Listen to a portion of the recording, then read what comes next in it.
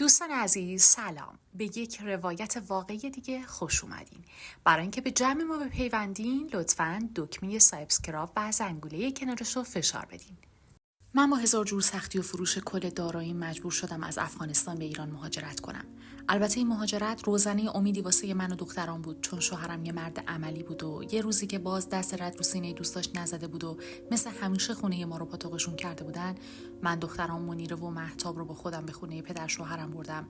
با وجود اینکه ما رو تحمل می‌کردن و اصلاً هیچ محبتی نسبت به خانواده‌مون نشون نمیدادن.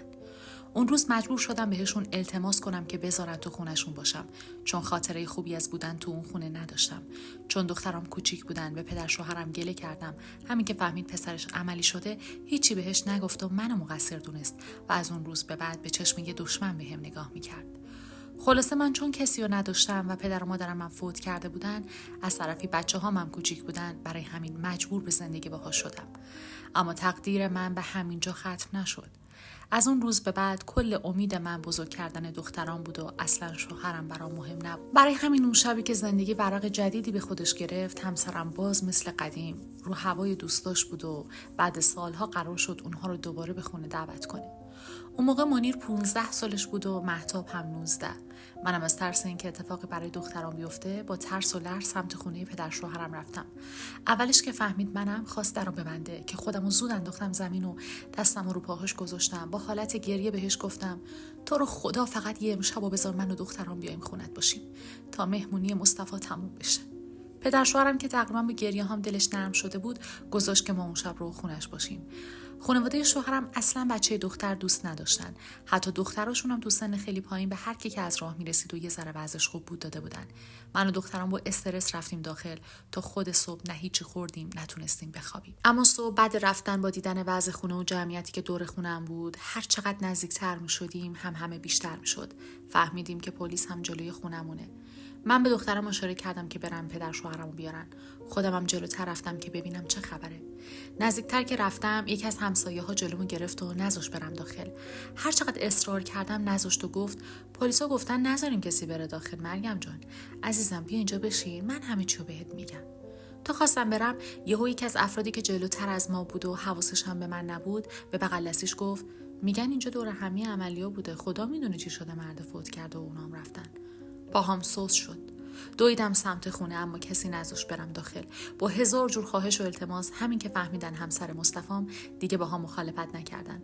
اما همون لحظه پلیسا با جسم بیروح مصطفی از اونجا خارج شدن. همسایه‌ها که منو بهشون معرفی کرده بودن منم می‌خواستن با خودشون ببرن که همون لحظه پدر شوهرم از راه میرسه و هممون با هم رفتیم.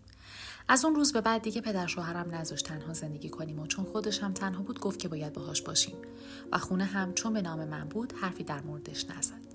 از طرفی خوشحال بودم که دیگه مصطفی نیست که منو عذاب بده، اما از طرف دیگه به خاطر بیقراری‌های دخترامون زود بی پدر شدنشون اذیت می‌شدم. ولی خب چاره‌ای جز قبول کردن وضعیت موجود نداشتیم. گذشت 1 سال بعد فوت همسرم، همش پای خواستگار به خونه پدر شوهرم باز می‌شد. گذشت 1 سال بعد فوت همسرم، همش پای خواستگار به خونه پدر شوهرم باز می‌شد. اونم همش در گوش دخترام میخون که ازدواج کنن، اما من قبول نمی‌کردم. از طرفی چون خودشو جای پدر نواهاش در نظر می‌گرفت، برای همین اصرار داشت که باید هر چه زودتر دوتاشون هم ازدواج کنن. اما بدبختی اصلی من از اونجای شروع شد که حاکم، یکی از دوستای پدر شوهرم که وضعشم به نسبت خوب بود، میاد خواستگاری مهتاب و به پدر شوهرم وعده پول زیادی رو میده. با اینکه مبلغ چندان بالایی هم نبود و به هر حال برای چند روزی کفاف گذروندن روزگار پدر شوهرمو میداد. و همون روز مهتاب رو با خودشون میبرن که براش لباس بدوزن. منم به شرط اینکه بیان و ببینمشون موافقت کردم. اونم قبول کرد و قرار شد یه روز جمعه به بهونه دور همی خانوادگی بیان خونه تا هم من باهاشون آشناشم، هم مهتاب پسر رو ببینه و پسند کنه. اون روز حسابی به مهتاب رسیدم. ته دلم که داشت سر و سامون میگرفت خیلی خوشحال بودم. همش آرزوم این بود که زندگی اون مثل من نشه. برای همین رو دوتاشون حساس بودم. منیرم هی با آب و تاب از مهتاب میپرسید که واسه جلسه خواستگاریش استرس داره یا نه. چیزی نگذشت صدای در اومد. جلوی در رفتم. یه خانمی که بهش میخورد 30 سالش باشه با 2 پسر بچه قد و نیم قد و یه مرد نسبتاً قد بلند با موهای جوگندمی اومدن داخل. باهاشون احوالپرسی کردم اما با چشمم دنبال یه پسر جوان میگشتم. وقتی دیدم خبری از هیچ پسری نیست، یه لحظه شک به دلم افتاد که مبادا پسرشون سالم نیست یا میخوان یه جوری مخفی کاری کنن. نتیجه رو به زمان سپردم تا ببینم در آخر چی میشد. برای همین مهتاب صدا زدم چای رو بیاره. مهتاب هم به احترام من و پدر بزرگش با چادر چای رو آورد. همین که از در وارد شد، مرد رو به پدر شوهرم گفت مهتاب خانم ایشونه؟ پدر شوهرم هم تایید کرد. یه لحظه همه چیزی از نگاه اون مرد کم نشد. برای اینکه حواس مرده که اسمش هم حاکم بود رو پرت کنم، رو به زنه گفتم ببخشید شما تنها اومدید؟ پسرتون باهاتون نیست؟ زنه که اسمش هم پولوشه بود رو بهم گفت چرا، من یه پسر بزرگتر دارم. راضی نشد که بیاد چون خودم هم به زور اومدم اینجا، اصلا از این وصلت راضی نیستم. همین که پولوشه این حرفو زد، حاکم با غضب برگشت سمتش و به زنش گفت پولوشه باز دهنت باز شد، چی گفتم بهت؟ با این حرکت زن بیچاره سر جاش میخکوب شد و دیگه چیزی نگفت. با پدر شوهرم قرار گذاشتن که بیان و هفته بعد مهتابو با خودشون ببرن. منم که تو شوک که حرفشون بودم رو بهشون گفتم مگه قرار نیست اینجا هم عروسی بگیرید؟ من که تو وسط حرف پدر شوهرم پریده بودم به شدت عصبانی شد و نذاشت دخالت کنم و برای حرص دادن من رو به حاکم گفت که نمیتونه هزینه عروسی رو بپردازه و جمعه از همینجا مهتابو با خودش ببره. تنها کسایی راضی نبودن من و پولوشه بودیم. پولوشه هی به بهونه‌هایی میخواست با من و مهتاب تنها باشه تا یه چیزی بهمون بگه، اما هر وقت به بهونه دستشویی یا سرویس بهداشتی که باهاش میرفت، حاکم زود یکی از پسراشو دنبالش میفرستاد. اونم باهاشون دعوا میکرد که بره سر جاش بشینه، اما اصلا به حرفش گوش نمیداد. تا اینکه وقتی حاکم و پدر شوهرم مشغول کلکل کردن سر قیمت بودن، منم اصلا سر در نمیآوردم کلکلشون به خاطر قیمت برای چیه. یه لحظه پولوشه جوری که فقط خودم و خودش بشنویم بهم گفت مریم خانم میشه یه لحظه دوتامون تنها باشیم، چیز مهمیه باید بهت بگم. منم که مونده بودم میخواد به من چی بگه، نمیدونستم چطور شرایطو جور کنم تا با هم حرف بزنه. از طرف پسراش کنارش جم نمیخوردن و از طرف دیگه حاکم همشون رو زیر نظر داشت. هی تو فکر فرو رفتم. یهو با حلوایی که مهتاب پخته بود افتادم رو به حاکم گفتم ما رست داریم که عروس خانم یه نوع خوراکی درست کنن و از خانمای خواستگار برای تست دستپخت عروس بیان و بچشن. اگه اجازه بدید پولوشه خانم بیان بچشن. اگه پسندیدید ما میاریم که شما هم میل کنید.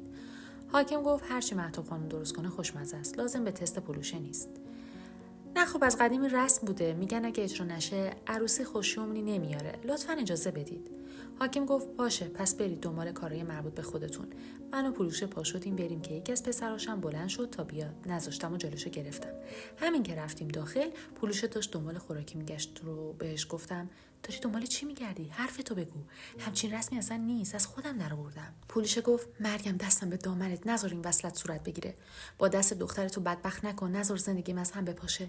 دخترت جوونه، حیف بیاد هوو بشه. حاکم کارش همینه، با دخترها ازدواج میکنه و بعدش جدا میشه. بعدش اونا رو میفرسته دبی، خونه شیخا کار کنن و کلفتی کنن. زندگی دخترتو با دستت خراب نکن. ازت خواهش میکنم، به خدا این پولا ارزش تباه شدن زندگی دخترتو نداره. منم که تو شوک حرفایی که میزد بودم، چیزی که از دهنش میشیدم اصلا برام قابل باور نبود و فکر نمی‌کردم که پدر شوهرم همچین ظلم بزرگی بخواد در حق من و نوه‌هاش که یادگاری پسرشم بود بکنه. برای همین با عصبانیت سمت در رفتم که از خونه پرتشون کنم بیرون که پولوشه جلودارم شد و باز بهم گفت نه تو رو خدا الان کاری نکن و هیچی نگو، چون هم زندگی من خراب میشه و حاکم من از خونه پرت میکنه، همین که همین الان دخترتو برمی‌داره و با خودش میبره، چون پدر شوهرت راضی اون بهایی به حرف ما خانوما نمیده. بعدن که رفتیم یه جوری با دخترت از اینجا برو یا پدر شوهرتو راضی کن که راضی به این وصلت نشه. ولی بعید میدونم، چون از قبل مبلغ پول زیادی رو از حاکم گرفته. اگه هم بخواد رد کنه حاکم ازش پولشو میخواد. مونده بودم اون لحظه چیکار کنم.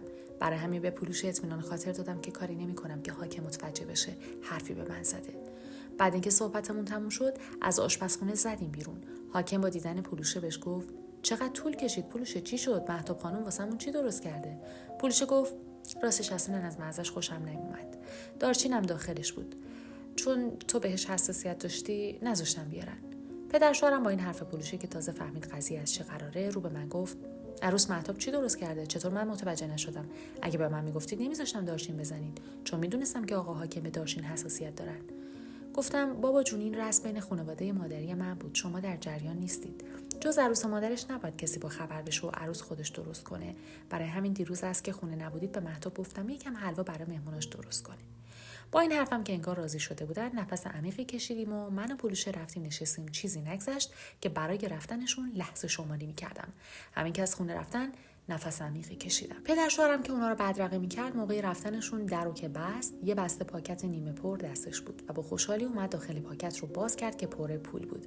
اما به روی خودم نیاوردم. چیزی نگذشت من و مهتاب رو صدا زد. رفتیم پیشش نشستیم. یه مقدار پول ازش در آورد، داد دست مهتاب و رو به من گفت: بیا عروس، این پول به مهتاب میدم، برید وسایل شخصی لازم که واسه روز جمعه برای مهتاب ضروری باشه رو بگیرید. زیاد دلخرجی نکنید، فقط همین قدره. جمعه حاکم نگه چرا انقدر عروسش بی سر و وضع، خیلی بهش رسیدگی کن. به مهتاب اشاره کردم که پولو برداره و بره اتاقش. همین که رفت رو به پدر شوهرم گفتم: فکر نکنم آقا حاکم همین چندرقاس پولو داده باشه که باهاش برای مهتاب خرید کنیم. بعدن گله کرد خودت جوابشو میدی. پدر شوهرم که معلوم بود این حرفام زیاد باب دلش نبود، با عصبانیت برگشت سمتم و گفت: همینم شک کن بهتون دادم، زیاد ناراضی هستی برو از مهتاب بگیر، بده بهم. بعدش هم این پول برای منی که دادم بهتون، وگرنه حاکم جداگونه برای مهتاب خرید میکرد. منتها نمیخواستم دخترت مثل یتیم بره خونه بخت، با اینکه یتیمم هست. اما خب خودم بالا سرش هستم، بذار سربلند از پیش مادرش بره، لیاقت ندارید که. بعد از جاش بلند شد و با پاکت پول به سمت بیرون رفت. بعد از کلی فکر کردن تصمیم گرفتم برم خونه‌ای که قبلا داشتم و به اجاره داده بودیم. بفروشم تا بتونم گوشه‌ای از پول حاکم رو جور کنم. جمعه بذارم کف دستش تا بلکه بتونم دخترم رو نجات بدم. برای همین به دخترام سپردم که اگه پدر بزرگشون اومد و سراغی ازم گرفت، بگن که برای یه سری خریدای عروسی رفته تو بازار. قیمت‌ها رو بپرسه. زود سمت بنگاه محلمون رفتم و آقای بنگاهچی با دیدنم خیلی تعجب کرد و جا خورد، چون همین که رفتم ازم پرسید: خیر باشه مریم خانم، اینجا چی کار دارید؟ نکنه با مستاجرتون دچار مشکل شدید؟ اول جواب سلامشو دادم و بعد رفتم روی یکی از صندلی‌ها نشستم. خدا رو شکر چون خلوتم بود میدونستم خلوتی است، زیاد طول نمی‌کشید و چون الان سر ظهر بود کسی اینورا آفتابی نمی‌شد. بی مقدمه سر اصل مطلب رفتم و بهش گفتم: آقای هزاره، خیره، اما من مبلغ خیلی پول زیادی نیاز دارم. آقای هزاره، خیر که هست، اما من به مبلغ پول زیادی نیاز دارم، برای همین میخوام خونم رو بفروشم. با این حرفم خیلی تعجب کرد، چون میدونست من خیلی زن حساسی بودم و هیچ وقت اموالی که داشتم رو نمیفروختم. اولش سعی میکرد منصرفم کنه، اما من پامو توی کفش کرده بودم که میفروشم. خلاصه در مقابل من کم آورد و قرار شد که اگه مشتری خوب پیدا کرد بهم خبر بده. منم با دلی پر از امید از اونجا خارج شدم و سریع به سمت خونه رفتم. خدا رو شکر پدر شوهرم هنوز نیومده بود. مهتاب همش نگران بود که قراره چه اتفاقی براش بیفته و آخر سرنوشتش چطوری نوشته میشه. منم برای اینکه بیشتر استرس نکشه بهش دلداری میدادم، اما حال من از اون داغون‌تر بود. وقتی پدر شوهرم اومد، برای اینکه از زیر زبانش بکشم که حاکم چقدر تا حالا بهش پول داده تا روز جمعه بهونه‌ای دستش ندم، هر روشی رو امتحان کردم، اما این مرد به زبون نیومد تا اینکه مهتاب ازش پرسید: بابا جون، حداقل بگو پدر شوهرم چقدر بهت داده، خوبیت نداره روز جمعه که رفتم اگه خانواده شوهرم ازم بپرسن که شوهرم چقدر خرجم کرده و بهم بها داده نتونم جوابمو بدم. خیلی بد میشه اون وقت اگه حاکم بفهمه براتون خوب نمیشه ها. با این حرف دخترم بالاخره زبونشو چرخوند و با مبلغ هنگفتی که گفت من و مهتاب از تعجب شاخ درآوردیم. با فروختن خونم حتی 1/3 پر نمی‌کرد، چه برسه به کل مبلغ و بستن دهن حاکم. حالا من مونده بودم و یه بدبختی دیگه که باید حلش می‌کردم. تو اون هفته چند باری به بنگاه رفتم، اما از شانس بدم خونه هم به فروش نمیرفت. دیگه کم کم داشتم به تمام معنا کم میآوردم. یه روز که مثل همیشه تایمی که میدونستم بنگاه خلوته، رفتم اونجا و تقریبا 2 روز به رفتن مهتاب مونده بود. همونجا پیش آقای هزاره زدم زیر گریه و باش درد دل کردم. اونم انگاری فرصت گیرش اومده بود، برگشت بهم گفت: مریم خانم، من یه پیشنهادی واسهتون دارم که از این مکافات در بیایید، البته به شرطی که میذارم و قبول کنید. گفتم چه شرطی؟ هر چی باشه قبول میکنم، فقط زندگی دخترم نجات پیدا کنه، من به همه چی راضیم. از سر جاش پا شد و سمت گاف صندوقش رفت و یه پاکت پول درآورد. اومد روی یکی از صندلی‌هایی که نزدیک من بود نشست و گفت: حالا که خودتونم راضی هستید، این اولین هدیه من به شما، ولی شرطم اینه با من ازدواج کنید. تو دوراهی سختی قرار گرفته بودم، نمیدونستم که چی کار کنم. اونم که دید جوابی نمیدم، برای اینکه منو به حرف بیاره برگشت بهم گفت: خب حالا که جواب نمیدید پس من این پولو بردارم، شما هم برید. خواست پولو برداره. نفهمیدم چطور دستمو گذاشتم رو پاکت پولو و شرطشو قبول کردم. پولو گرفت، سمتم و گفت که روز عروسی برای مابقی پول پیشش برم. همینطور بهم قول داد تا اون روز خونه‌م به بالاترین قیمت میفروشه. اما من ازش قول گرفتم که روز قبلش باید همه کارها رو ردیف کنه. با وجود اینکه حالم از خودم به هم میخورد، اما به خاطر اینکه میتونستم حداقل دخترم رو نجات بدم خیلی خوشحال بودم. معجزه اصلی زندگی من و دخترهام و شروع سختی دیگه دقیقاً روز بعدش که قرار بود باز به دفتر آقای هزاره برم اتفاق افتاد. اون روز از شانس بدم اصلا پدر شوهرم بیرون نمیرفت تا اینکه نزدیکای غروب حاکم برای یه کاری بهش زنگ زد و اونم مجبور شد که بره. بهمونم گفت که کارش تقریباً 2-3 ساعتی طول میکشه و برای شام منتظرش نباشیم. منم از فرصت استفاده کردم و بلافاصله بعد رفتن این سمت بنگاه رفتم تا مابقی پولو بگیرم. همین که رفتم داخل بنگاه از شانسم چند نفری اونجا بودن. داشتن چای می‌خوردن. آقای هزاره با دیدنم گفت خانم ظهر منتظرتون بودم، چرا الان اومدید؟ متاسفانه کاری از دستم بر نمیاد. همه چیز منتفی شد. چون خیلی جدی حرفشو بهم گفت، منم فکر این که همه زحماتم به باد رفته بود، همونجا وسط مغازه نشستم و زدم زیر گریه و گفتم آخه تو رو خدا این کارو با من نکنید. به خدا تازه تونستم از خونه بزنم بیرون. هرچی شما بگید همون کارو میکنم، ولی چیزو رو از بین نبرید. مردم اونجا که تو شوک رفتار من و حرفای آقای هزاره رفته بودن، یکیشو برای دلداری دادن به من واسطه بین من و مرده که پست افتاد تا بالاخره اون قبول کرد. پاکت پول از گاف صندوق در آورد، گرفت سمتم و گفت اینم مابقی پولت، اما یه کاری باید بکنی. نصفش جور نشد. مشتری گفت فردا ظهر باید بیای، هم سند رو امضا کنی هم مابقی پولتو بگیری، اما یه قسمت ناچیزش به صورت قسطی میده، باید واسه اون وقت بخری. ازش گرفتم و تشکر کردم. خواستم برم. مردایی که اونجا بودن گفتن که برای عوض شدن حالم یه چایی بخورم و بعد برم. برای چایی که ریختن نشستم و واسه اینکه یکم وقت بخرم از آقای هزاره خواستم که سندو بیاره تا امضا کنم. چون روز بعدش نمیتونستم تایم اداری اونجا باشم. اونم قبول کرد و همون لحظه امضای سند خونم رو ازم گرفت. ما بقیه کارا هم موند برای بعدش که حالا کی با این مردک باید هماهنگ میکردم. داشتم چایمو میخوردم که زود برم. یهو از شانسم یکی از اون مردا به دوستش که فهمیدم اسمشم فاروق بود گفت فاروق فردا که به صورت قایمکی میری ایران هزینه‌اش برات گرون تموم نشه، از کجا معلوم الکی نباشه، مواظب خودت باشا. فاروق هم یکم از چایش خورد و رو به دوستش گفت نه بابا، مالک خیلی معتبره، دختر خاله‌م با همین گروه رفته الان تهرانه، مستقیم ما رو میبره تهران، تازه هزینه‌ش هم خیلی به صرف است. فردا شب حاضر میشیم ان شاءالله، شنبه یا یک شنبه، هر وقت بگم بهشون ملحق میشیم. الان منتظر خبرشونم. با شنیدن مکالمه بین اون دو نفر یه لحظه تو فکر فرو رفتم که کاش منم میتونستم باهاشون از اینجا برم و یکم به زندگیم سر و سامون بدم. از اون طرف باید هی زندگی دخترام از چاهی که پدر بزرگشون براشون داشت میکرد نجات میدادم. از این طرف من گیر این مرد بنگاهچی افتاده بودم. همه این مشکلات باعث شده بود واقعا درک کنم که سایه یه مرد با غیرت چقدر میتونه رو خانواده تاثیر بذاره و یه زن به تنهایی هیچ وقت به راحتی نمیتونه مسیر زندگیشو به درستی به مقصد برسونه. چای داشت تموم میشد که فاروق از جاش پا شد و رفت بیرون. منم سعی کردم زود پشت بندش بزنم بیرون که باش حرف بزنم. ته استکانم یه ذره چای مونده بود. گذاشتم سر جاش. از بقیه تشکر کردم و منم از بنگاه زدم بیرون. با چشمم دنبال فاروق گشتم که دیدم داشتم به سمت یه ماشین که پایین‌تر پارک شده بود میرفت و با درش مشغول شدم که قدم هامو تند کردم تا زودتر از دستم در نرفته. همین که خواست سوار ماشین بشه، منی که داشتم میدویدم خدا رو شکر بهش رسیدم. صداش زدم که حرکت نکنه. اونم که با دیدن من تو اون وضع نگران شده بود از ماشینش پیاده شده با چهره نگران و کنجکاوی که داشت نگاه میکرد. پرسیدم ببخشید آقا، شما داشتید با دوستت در مورد رفتن به ایران حرف میزدید، درسته؟ واقعا شما میخواد برید؟ فاروق گفت بله خانم، چطور؟ گفتم تو رو خدا کمکم کنید، منم بیام. در مورد شرایطش به منم بگید ببینم شرایطشو دارم که بیام. اولش نخواست چیزی بهم بگه، ولی وقتی التماسای منو دید بهم اشاره کرد که سوار ماشینش بشم. با ترس رفتم سوار شدم. تو راه هیچی بهم نگفت. هر چقدر سوال میپرسیدم هیچی بهم نمیگفت جز یک کلمه، این که منتظر باش، خودت همه چی الان میفهمی. بعد 20 دقیقه به جای متروکی رسید. ترس و استرس کل وجودمو گرفته بود. چیزی نگذشت به انباری رفت که یه مرد هیکلی درشو باز کرد. از ماشین پیاده شدیم. کنار ماشین وایساده بودم. بی توجه به من سمت اتاقی که ته انباری بود رفت. چیزی نگذشت با سوت منو صدا زد و منم هی دور و برمو چک می‌کردم. هر قدم من با ترس بود تا اینکه جلوی در اتاق رسیدم. فاروق بهم گفت برو داخل، از اون مرده همه چیو بپرس، ببین بهت چی میگه، ولی گفته باشم پولشو نداشته باشی این فکر رو باید از سرت بیاری بیرون. با این حرفش از شدت ترس سرمو به نشونه تایید تکون دادم. فاروق درو زد. من تنها رفتم تو. یه مرد سیاه پوست قد بلند بود که عینک دودی بزرگی به چشماش زده بود.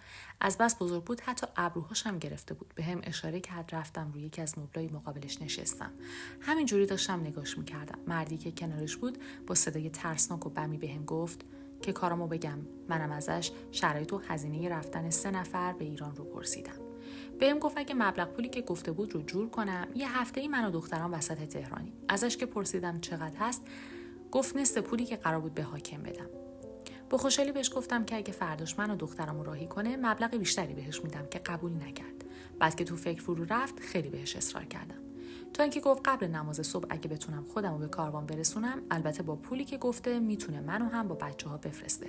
با خوشحالی حرفش رو تایید کردم و رفتم پیش فاروق تا منو به خونه برسونه. تو راه ازش در مورد اطمینانش نسبت به این مرده پرسیدم که گفت تو کار فرستادن آدما به ایران خیلی ماهره.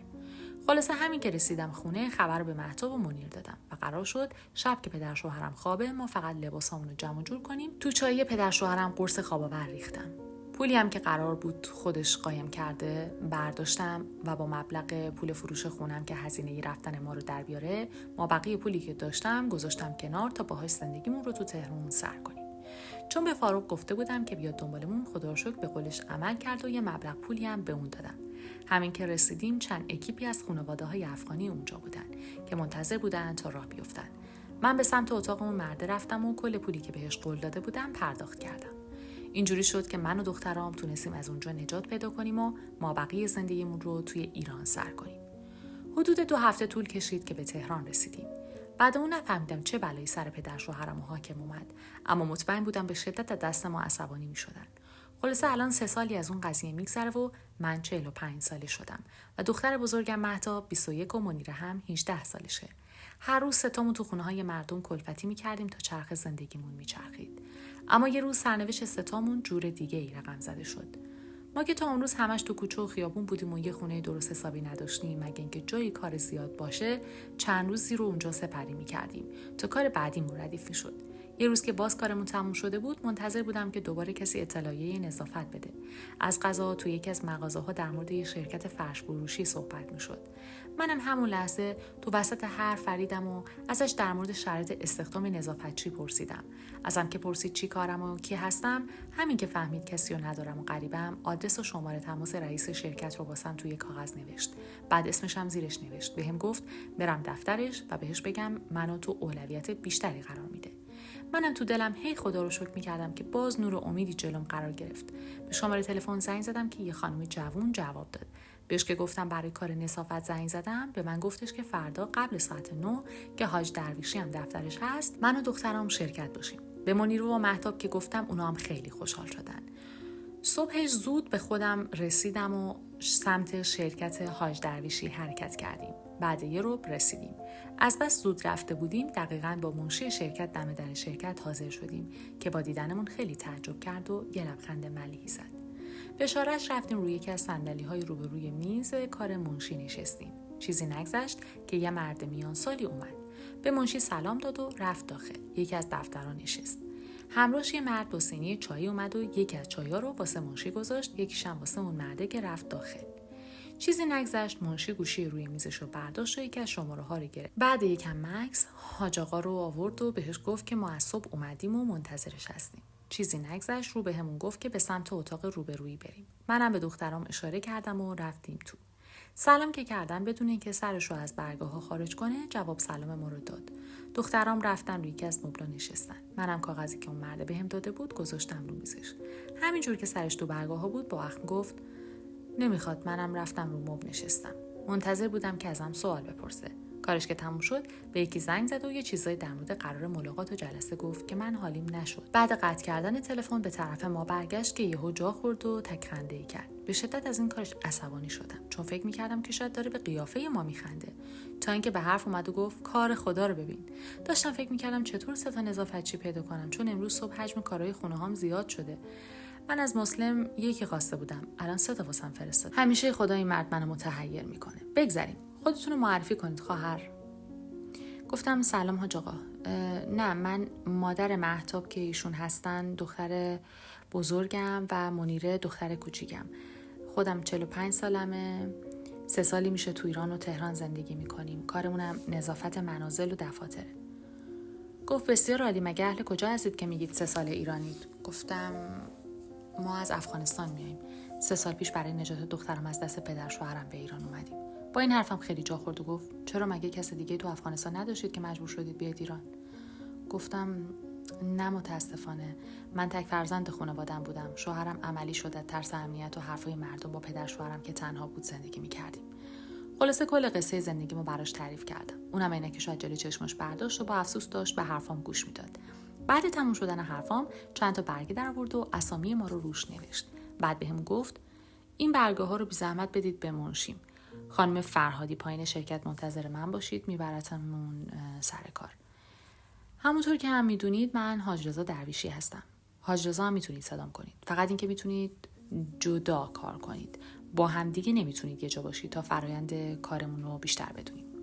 ازش تشکر کردم و بهش گفتم نه حاج آقا، لطفا ما رو از هم جدا نکنید. من به شدت رو دخترام حساسم.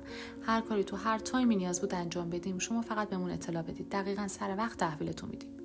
چیزی نگفت. ما هم طبق حرفش برگردادیم به منشی و سمت در خروجی رفتیم. چیزی نگذشت، حاج آقا با یه ماشین شاسی بلند جلومون نگه داشت. دخترام رفتن عقب نشستن و منم جلو نشستم. حدود 20 دقیقه بعد کنار یه ویلا نگه داشت. رفتیم داخل ویلا. خیلی کثیف و گرد و خاک بود.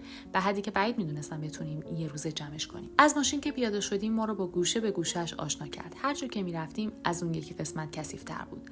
بعد تموم شدن معرفی ویلا ما رو به سمت یکی از میزهایی که تو باغ بود برد و بهمون گفت این ویلا هم تازه کارهای ساخت و ساز داخلش تموم شده.